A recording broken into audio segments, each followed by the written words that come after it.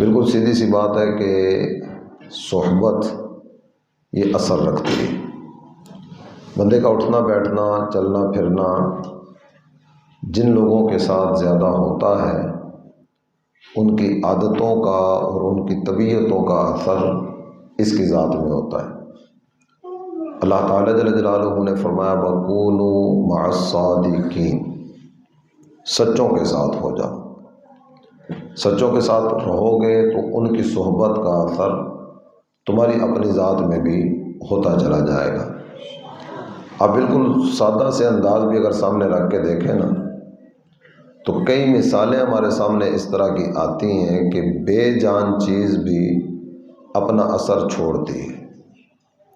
آپ تل اگر لیں گے، تل کو آپ نے گلاب کی پتیوں کے اندر رکھ دیا، چاہے یہ بھی بے جان ہے یہ بھی بے جان ہے، لیکن کچھ دیر کے بعد جب آپ دیکھیں گے نا تو تل بھی آپ کو گلابی گلابی نظر آ رہا ہوگا۔ تو یہ تھوڑی دیر کی صحبت تھی، تھوڑی دیر کی ساتھ معیت اور رفاقت تھی، ایک نے دوسرے پر اپنا اثر کیا، تو یہ بھی بے جان ہے وہ بھی بے جان ہے۔ یہ تھوڑی دیر کے لیے ایک بے جان نے دوسرے بے جان کے ساتھ کو ملاپ کیا تو اس میں جو خاصیتیں تھیں نا وہ اس میں منتقل ہو گئی۔ قرآن پاک میں اللہ تعالیٰ جل جلالہ نے یہ جو صالحین کے ساتھ رفاقت اور صالحین کے ساتھ تعلق ہے نا اس کا تذکرہ کس انداز میں کی ہے۔ ویسے یہاں کی اگر بات کریں تو یہاں تو اپنے ہاں جو چیز نظر آتی ہے، لوگ بڑے عہد و پیمان کرتے ہیں ساتھ نبھانے کے، تمہارے ساتھ جیوں گا تمہارے ساتھ مروں گا، اٹھنا بیٹھنا تمہارے ساتھ۔ تو جگری یار جسے کہا جاتا ہے، بہت زیادہ آپس میں ان کا کلوز ایک تعلق کا سلسلہ ہوتا ہے۔ قرآن ارشاد فرماتا ہے الاخلاء یومئذ بعضهم لبعض عدو الا المتقین۔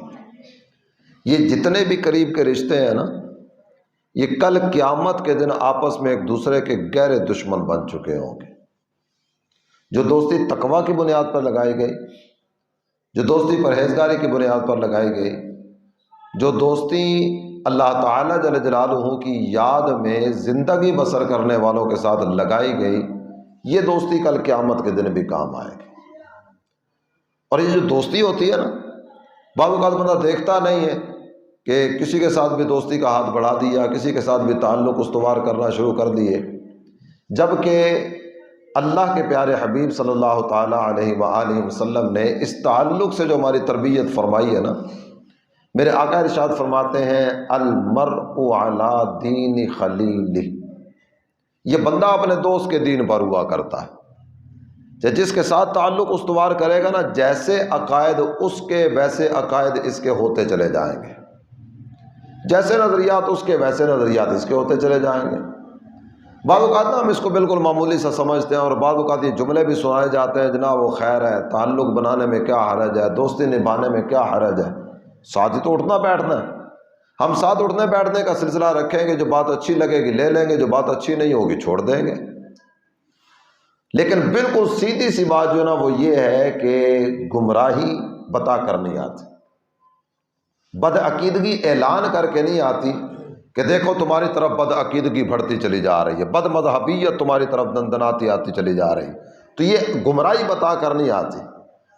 آہستہ آہستہ بندے کے عقائد، بندے کے نظریات، بندے کی سوچ تبدیل ہوتی چلی جاتی ہے، یہاں تک کہ آپ اگر دیکھیں گے تو برے لوگوں کی صحبت میں بیٹھنے والوں کا انداز کیا ہوتا ہے، کوئی اہل بیت کے بارے میں زبان درازی کرتا نظر آئے گا، کوئی اہل بیت کی محبت کی آڑ میں صحابہ کے بارے میں زبان درازی کرتا نظر آئے گا، کوئی اولیاء کرام کے بارے میں زبان درازی کرتا نظر آئے گا، کوئی دیگر کتنے ہی قرآن و حدیث کے پر مشتمل ارشادات ہیں، کتنی ہی روشن تعلیمات ہیں، وہ ان کے بارے میں زبان درازی کرتا نظر آتا ہے۔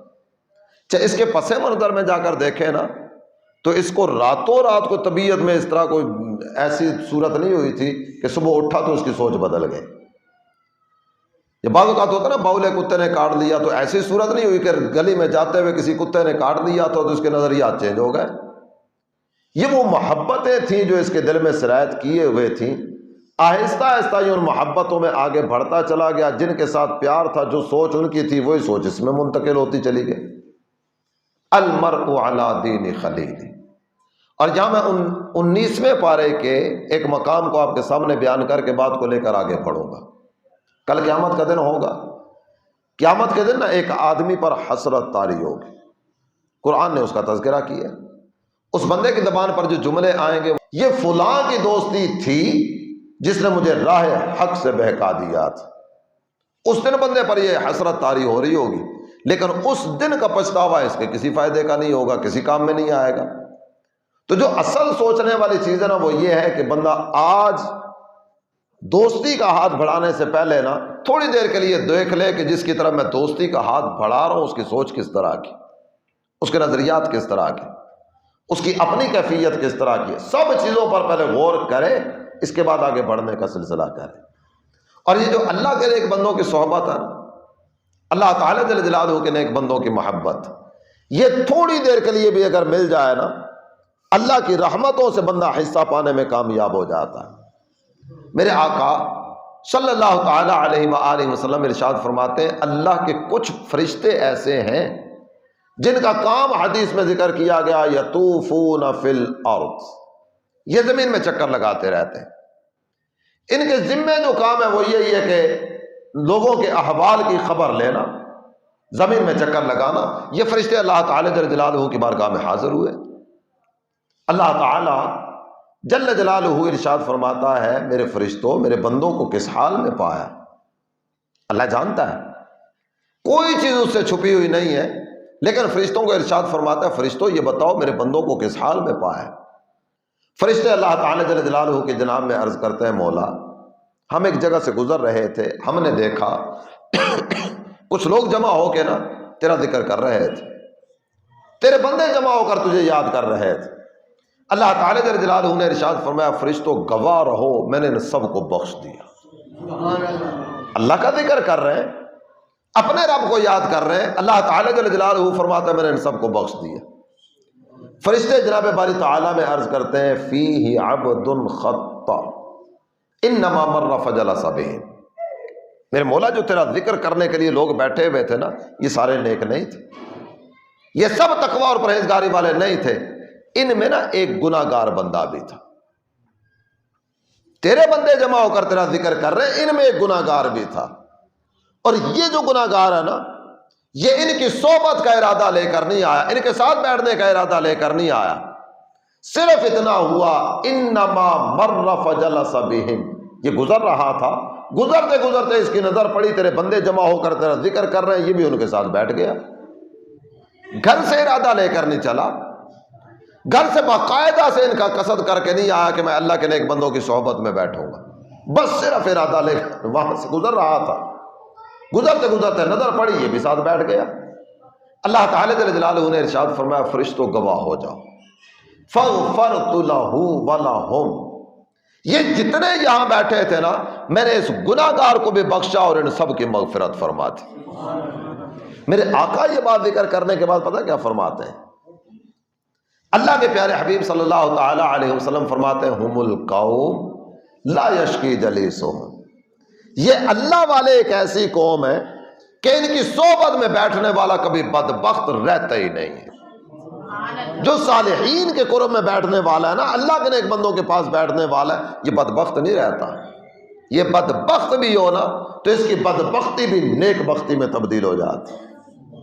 ایک عربی شاعر نے بات ذکر کی، کہتے ہیں انا احب الصالحین ولست منہم لعل اللہ یرزقنی صلاحا، کہتے ہیں میں نیک نہیں ہوں، صالح نہیں ہوں، متقی نہیں ہوں، لیکن صرف نہ میں نیک بندوں سے محبت کرتا ہوں، میں خود نیک نہیں ہوں لیکن نیکوں کا پیار میرے دل میں ہے۔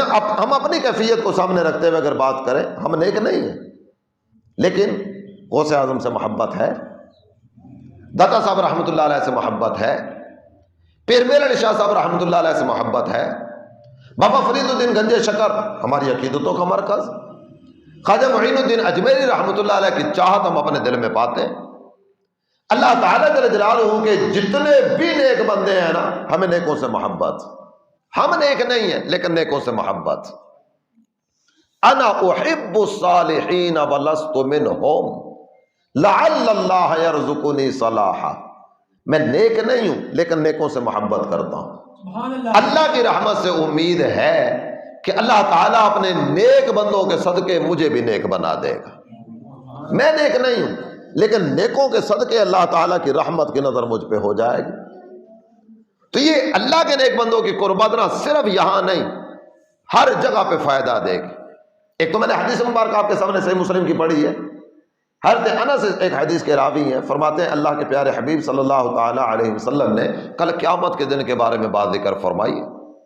فیصلہ ہو چکا ہے، جنتی جنت کی طرف لے جائے جا رہے ہیں، جہنمی جہنم کی طرف دھکیلے جا رہے ہیں. اہل نار میں سے، جہنمیوں میں سے ایک بندے کی نظر پڑتی ہے اللہ کے ایک نیک بندے پر، جنت کی طرف خرامہ خرامہ جا رہے ہیں. یہ آگے بڑھے اور قریب جا کے نہ کہتے ہیں اما تعرفونی، اب مجھے پہچانتے نہیں ہیں میں کون ہوں. یہ اللہ تعالیٰ جل جلالہ کا نیک بندہ کہتے ہیں نہیں میں تمہیں نہیں پہچان سکا، اپنا تعارف کراؤ تو تم کون ہو. اب یہ بندہ جو جواب دیتا نا، جواب میں کوئی لمبا چوڑا تعارف، ایک ہمارا تعارف ہوتا ہے نا، میں فلاں کا بیٹا ہوں، فلاں کا بھانجا ہوں، فلاں کا بھتیجا ہوں. ہم اپنے رشتہ داروں سے تعارف کراتے ہیں نا، اپنے گلی محلے کے اعتبار سے تعارف کراتے ہوں گے، اپنے اڑوس پڑوس کا نام لے کر ذکر کرتے ہوں گے، وہ فلاں حاجی صاحب ہے نا، وہ میرے گھر کے ساتھ رہتے، میں ان کا پڑوسی ہوں. فلاں جو جناب وہ بڑے نامور شخصیت، بڑی عزت و عظمت کا مالک ہے نا، وہ میرا والد ہے. ہم اپنے قرابت داروں کے اعتبار سے تعارف کراتے ہیں.